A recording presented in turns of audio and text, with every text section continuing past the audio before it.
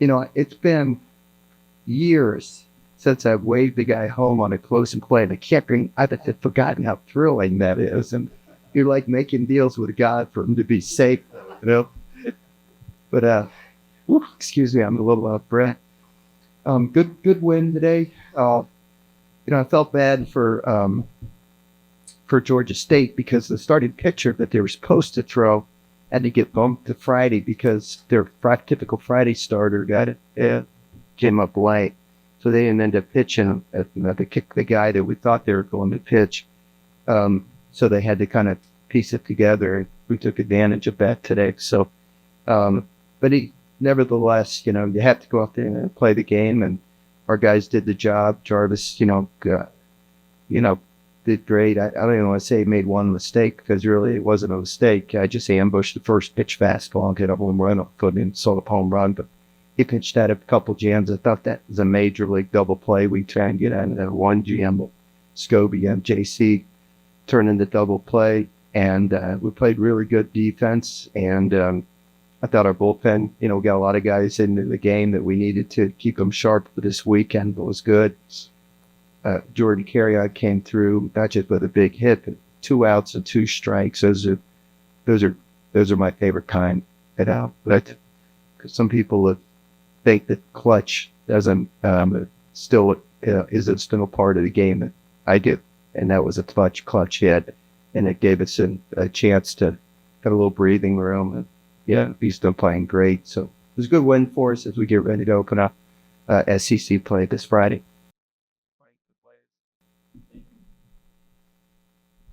How's it going, Jarvis? How do you think you've settled in over these first few weeks? And as you go into SEC play, do you see yourself as just a midweek guy? Do you think you could help out some on the weekends in the league?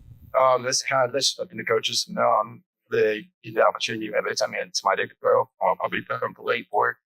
Just can't prepare every single day. And if you want, I would think I would eat right, drink right, sleep right. That's the basic things that make great players can't play. Jordan, kind of a similar question, but you had the big hit Friday, tied the game, had one tonight. How settled in do you feel right now into your role after, obviously not playing at all last year? Yeah, I mean, just whenever it's called, I'm doing every I can to see one. Talk to my hitting, coach a lot, and it was always that's big, and especially with 2 outs. So being able to do that to how my team went was too. Dang. And for both of you guys, just about SEC play. I know you only take it one game, one series at a time, but how exciting is it to be starting to where you're playing 10 straight weekends against some of the best in the country? Yeah, it's fun. It's the best league in college baseball, and I get to play against the best teams. We got Oklahoma this Friday now, and it's gonna be fun. We're gonna get ready for them, and it's really fun to play these guys and play against the best. That's why you come to South Carolina. That's why you come here to, play college baseball to get each other weekends and stuff. So I'm looking forward to it. Jarvis, you were seeing the strike zone pretty well tonight. You threw a lot of strikes in your 79 total pitches. How easy was it for you out there? And kind of the same thing every single outing. Going to just try to fill the zone up.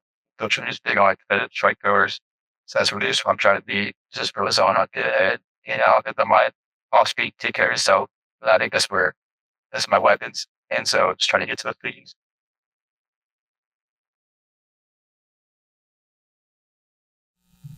Let me clarify, nothing is easy in this game, okay? He may have made it look easy, but I assure you it wasn't easy. Nah.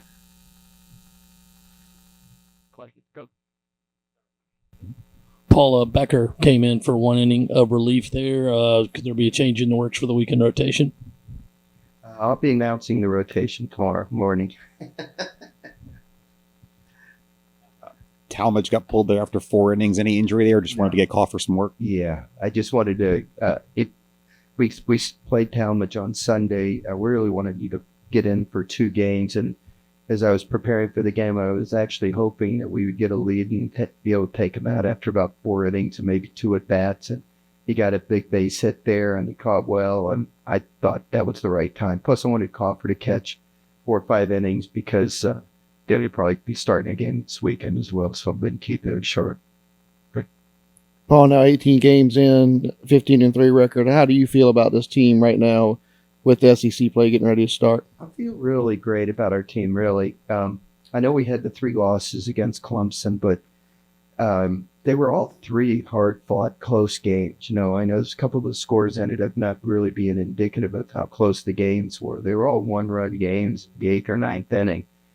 And Clemson's one of the best teams in the country, clearly. Their ranking is 5th or something like that. So I told our team I didn't really think we were quite ready to play Clemson in the 3rd week of the season. We didn't really know how to win, even though we had won some close games. But now I feel much better about our team 4 weeks in. You know, I really do. I feel like we know what our best lineup is. We know what our best rotation is going to be.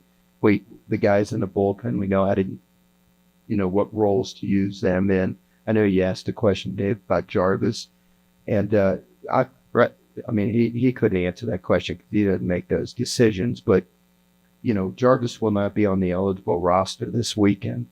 Most probably. I say that, but most probably he won't, because this is one of the few times in my coaching career where I've had the luxury of developing a 4th starter. And I really like doing that, you know, because let me say this. I think the midweek games here at South Carolina are tougher than the midweek games were in my years at LSU.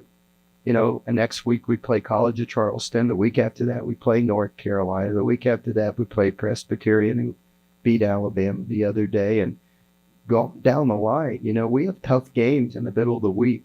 Plus the other thing is you develop a 4th starting pitcher.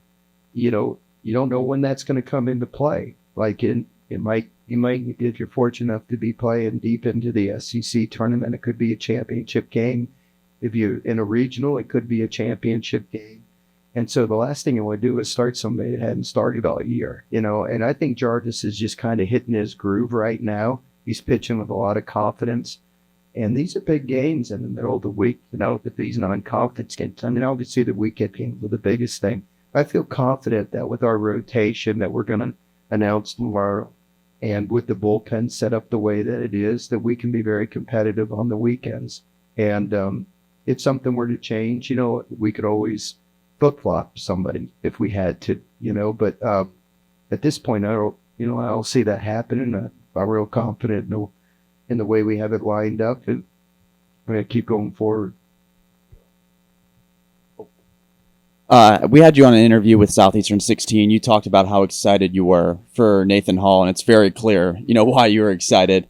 Yeah, another great game tonight. Talk about him throughout this whole season. I just think Nathan Hall is one of the joys of coaching for me. You know, you see a young guy that I believe has athleticism and talent as a baseball player, just was raw. This guy literally didn't know how to walk up to home plate and get in the batter's box correctly. He didn't know how to carry his glove running in from the outfield correctly. And, you know, you love to work with kids that you know have talent and they're coachable. They accept the things that you're helping them. Personally, I think we're looking at a future major league ball player. I think he could be a star in the majors. I really do. He's what they look like, and he's a great kid. He works as hard as anybody, and he just needs somebody to really believe that, and I believe it. You know, and he's been he proved early in his time in the fall that he was worth believing in and sticking with, and he's done nothing to disappoint. I think he's just going to keep getting better to that. Coach, part of the game is heating up at the right time. Part of the game is heating up at the right time. Okay. So what does it mean to have Nathan Hall and Jordan Carrion heating up right heading into SEC play? And what does it do for their confidence as well? Well, you know, I talked about Jordan Carrion before in these post-game meetings and press conferences. Jordan is a great story because, you know, he was at Florida. He started there. He started at Florida State. Then he comes here. He wasn't able to play last year. And I can tell you that nothing was handed to him. Last summer, I tried to convince him not to come back to South Carolina. I really did. We had too many guys on the roster. I didn't think I had room for him. And he virtually begged to come back and get an opportunity. And the kid was so passionate about it, I just couldn't say no to him.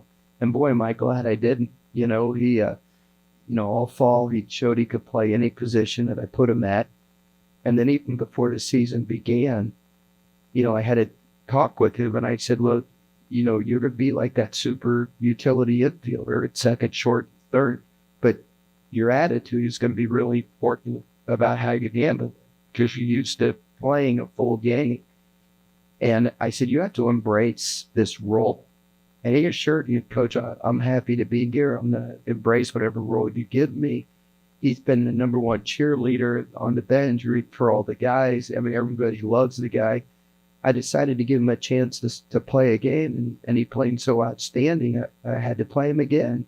And he just kept playing well, and it's a great story of perseverance and attitude and how far your attitude can take you by being a good teammate and being patient, working hard and waiting for your opportunity and not taking advantage of the opportunity. So I'm happy that Jordan was playing so well. It was a big hit he got tonight for us.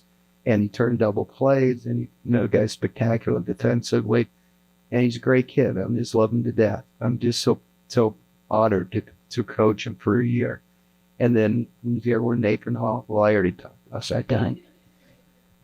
It's like a broken record, me talking about him. I wish we had a few more guys as hot as both of those guys, and hopefully they'll be hot this weekend against Oklahoma. But this is a very humbling game. You go from being really hot to really cold quickly and vice versa. It was 11 pitches, but what did you see from Matthew coming out of the bullpen? Did you see any positive signs that he might be back on the right track after a couple tough outings? Yeah, I think he looked great. Like Carey was really trying to get him to land that curveball, and he was barely missing, and the guy was laying off some tough ones. I couldn't tell from the side how maybe they were off the plate too much for the guy to swing at, but for a game being the score that it wasn't really the way it pitched typically, but we were just trying to get him to throw that curveball, But I thought he threw good and threw just about the amount of pitches I was hoping he would to keep him sharp for this weekend.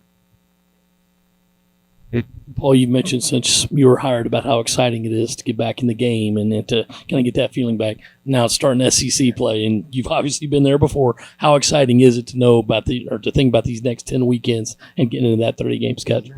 Well, it's I've always described the SEC baseball conference as the major leagues of college baseball. And the reason I say that is because the bottom dwellers in the major leagues are still filled with major league caliber players. And everybody in the SEC is filled with SEC caliber players. And if you don't bring your A game, you could get beat every single game. There is no gimmicks in this league. And just like there's not the big leagues, the worst team in the big leagues can beat the world champion, on any given day. So you just can't look far ahead. You have to take it one game at a time. And every time you have a chance to get a win, if you can get a win, you take a deep breath and come to the locker room and say, that was a good one. Okay, now let's turn our attention to tomorrow. So you never go into any weekend ever thinking you're going to sweep. You just got to take it one game at a time. You can't think you're going to win the series. You just take it one game at a time. After you win one game, depending on how many games are left that week, and then you start thinking about the next goal. And if you think any differently than that, you're a fool, really, because this league can humble you very, very quickly. And the answer to your questions, I'm extremely excited about it. That, JC, somebody asked the question, JC, but really, if you're faint of heart as a coach or as a player, you don't come to South Carolina, because you go play all the teams, the best teams in the country, not named South Carolina. You go play its best players in the country that didn't go to South Carolina. And that's what you do. You challenge yourself. When I left Notre Dame to go to LSU, it was because I wanted to challenge myself. I came to South Carolina because, I was bored. I wanted to challenge myself again. I was too young to lay on the couch and watch the games. I wanted to be in the middle of the fight. Coach, several pitching changes today. Was that just to get them reps and situational coming out of the bullpen heading into the weekend? Worked out well. We started with Becker getting him an inning, and then Crowther got a couple of batters, and then we, just brought in a bunch of different guys. The only guys really didn't need to pitch were Marlott and Pitzer, but we actually got them up in the bullpen and just let them throw a little bit of a bullpen to stay sharp If we needed it, we would have brought him in. But yeah, we got a lot of guys out there just to get them some downtime, and hopefully they'll be ready for this weekend. Okay.